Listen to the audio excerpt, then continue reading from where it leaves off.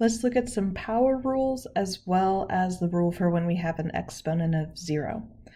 So our first rule is this product to a power rule. So just in terms of the wording, so product means multiplication, and then to a power, so we're raising it to an exponent. So what this is going to look like is in parentheses, we'll have pieces multiplying to each other, and then overall, all of that in parentheses will have an exponent. And what we end up doing with this is essentially distributing that exponent to each piece that's multiplying inside those parentheses. So that's where if we have x times y in parentheses, all to the power of m, x gets an exponent of m times y gets an exponent of m. So for example, let's say in parentheses we have 2 times y and it's raised to the third power. Then what we would do is 2 would get a power of 3 and y would get a power of 3. And then 2 raised to the third power simplifies to 8. So why this works, just kind of in expanded form, is what we're doing is this 2y in parentheses raised to the third power is the same thing as taking 2y times 2y times 2y. So in terms of a string of multiplication, you end up with each of those values repeating however many times you have for the exponent. So if we had a larger exponent, like say this was 35, well, I would have 2y multiplying to itself 35 times. So in a simpler form, it's that each piece gets that same exponent. So where we did 3, if I change that to 35, then I would have 2 to the 35th power times y to the 35th power because of that string of multiplication. Quotient to a power rule, so that means we're dividing something and raising it to a power. So in parentheses we have this x divided by y, and then all of that's being raised to an exponent of m. And what we do is pretty similar to the product, it's just now we're distributing it to numerator, denominator. So the numerator gets an exponent of m, and the denominator gets an exponent of m. So it's simplified x to the m power, y to the m power. So let's say we have x divided by 4 and all of that's being squared. Then what we would do is take that exponent of 2 and put it over the numerator, and exponent of 2, put it over the denominator. So that would be x squared over 16. And in an expanded form, again, this just simplifies so that if we are dealing with larger exponents, it's easier to deal with these rules than to think about this expanded form. But if we had x over 4 all being squared, what that would mean is that we're taking x over 4 times x over 4. So you can see in the numerator, we'd end up multiplying to itself however many times the exponent says to, as same thing for the denominator.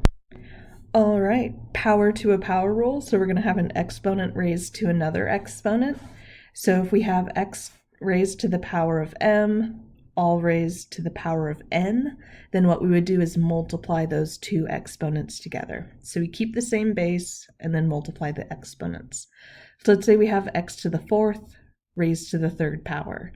Then what we would do is just keep the base of x and take 4 times 3 with the exponents. So that would give us an exponent of 12. In an expanded form, what we're doing here is like we have x to the 4th and we're raising that to an exponent of 3. So that's like taking x to the 4th times x to the 4th times x to the 4th, which would actually use our product rule. Like that would be the same thing as x to the 4 plus 4 plus 4.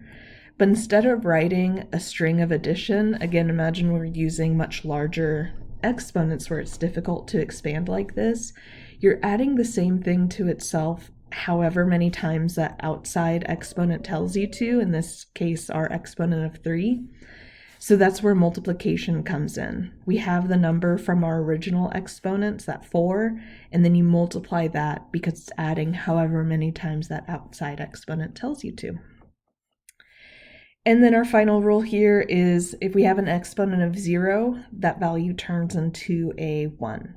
So let's say we have 5 times x to the power of 0, then what we would have there is 5 would stay the same since it doesn't have that exponent of 0, only x is under that exponent. So x to the power of 0 turns into a 1, so 5 times 1 would leave us with 5. All right, let's look at some examples. So x times y to the 5th power, That's going to be our product to a power rule. So what we'll do is give each piece that's multiplying inside the parentheses that exponent of 5. So we'll have x to the 5th power, y to the 5th power.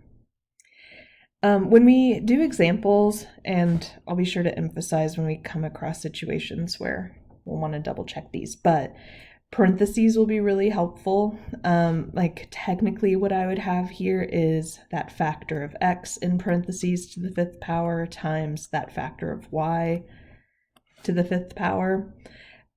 In the parentheses are most often helpful. Here they don't do very much, but we'll look at cases where we have negative numbers or when we have multiple values or need to mix these rules together. The parentheses really help that we simplify things correctly.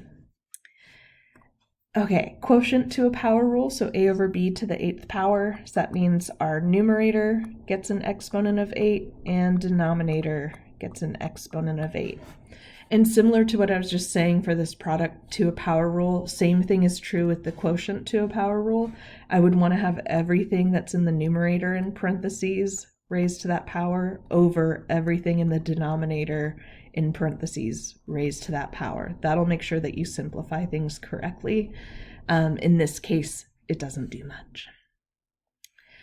All right, power to a power rule. So with this, we just need to multiply. So we're going to have the base of x, and then 5 times 10 will be our exponent. So that'll be x to the 50th power. All right, here we have that exponent of 0 coming in, and something that's important to note is what's under the exponent. When you have parentheses, it's collecting more things to put under the exponent, but in this case we don't have parentheses, so the only thing that's being affected by that exponent of 0 is the piece that it's closest to. And if it helps, you can imagine your multiplication symbols in there. So this is really 32 times x to the power of 0 times y cubed. So only that x to the 0 is the piece that'll turn into a 1. So this will be 32 times, and then where I had x to the 0, that'll turn into a 1 times y cubed, which is just 32 y cubed. All right, let's mix some of these rules together. So we have product to a power here, so we have pieces that are multiplying inside the parentheses, all raised to an exponent. Again, if it helps, you can think about where the multiplication symbol would be in here. So this is -2 times x squared times y to the 7th. And this is a case where parentheses are very important. So that -2 is a factor on its own, and we need to use parentheses because that negative needs to get squared. I'll go over the difference between with and without parentheses in a moment after we go through this example. X squared, we'll put those in parentheses, and that's going to be squared, and then times y to the 7th in parentheses, squared. So -2 quantity squared will be a +4 because that's the same thing as -2 times -2. So we'll have 4. With x and y, we're seeing the power to a power rule. So what I'm going to need to do is multiply. So for x, we're multiplying 2 times 2. So that'll be x to the 4th. For y, we'll be multiplying 7 times 2. So that'll be y to the 14th. And that's all simplified. So as a little side note, let's go back to what happens if we accidentally leave off those parentheses and the difference it makes.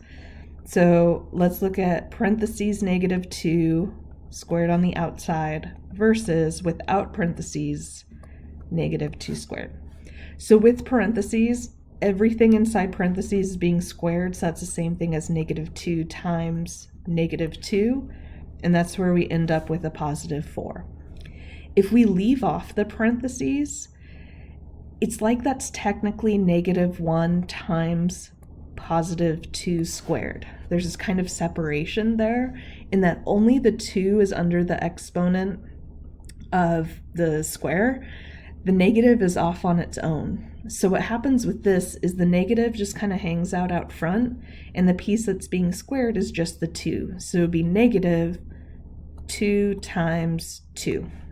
And that's where we would end up with negative 4, which for the case in the example we just went through would be incorrect. So that's where parentheses are really important to contain that negative.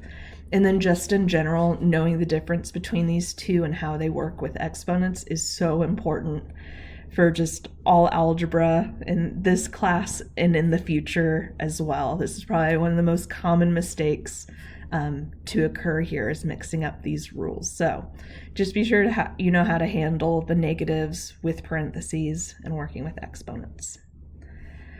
All right, this last example here. So first thing we need to do is simplify.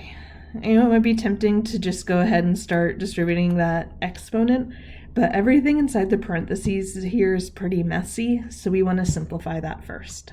So in the numerator, so we have 3 to the power of 0, so that's just going to simplify to a 1. And then we have y to the 4th times y to the 5th, so that'll be our product rule. So we're multiplying two pieces that have the shared base of y, and what we will do is add those exponents together. Because the most common mistake here is to multiply those numbers, but this isn't power to a power rule. Just remember, you can think of it as 4 y's multiplying together times 5 y's multiplying together. So overall we have 9 y's as multiplication there. And then divided by 6y squared, all in parentheses with this exponent of 3. I'm just going to keep simplifying what's inside the parentheses there. So this is y to the 9th power over 6y squared in parentheses cubed. And then I can use my quotient rule. So I have y to the 9th divided by y squared. So what that'll do, and this will occur in the numerator, is that I'll have 9 minus 2 for the exponent. So I'll leave me with an exponent of 7 over 6, and then exponent 3. And now everything in the parentheses is all simplified. So now I can use my quotient to a power rule. And this is where I'm going to use parentheses. I'm going to take everything that's in the numerator, so in parentheses that y to the 7th, and then close those parentheses and have an exponent of 3 over, and the parentheses aren't entirely necessary here, but just for good practice, we'll go parentheses 6 from the denominator, exponent of 3. So in the numerator, we'll have power to a power rule, so that tells us to multiply our exponents. That'll be y to the power of 21 over 6 cubed, which we can go to a calculator and get 216. Just to jump to the calculator for a second, I'm going to be using this Desmo scientific calculator online.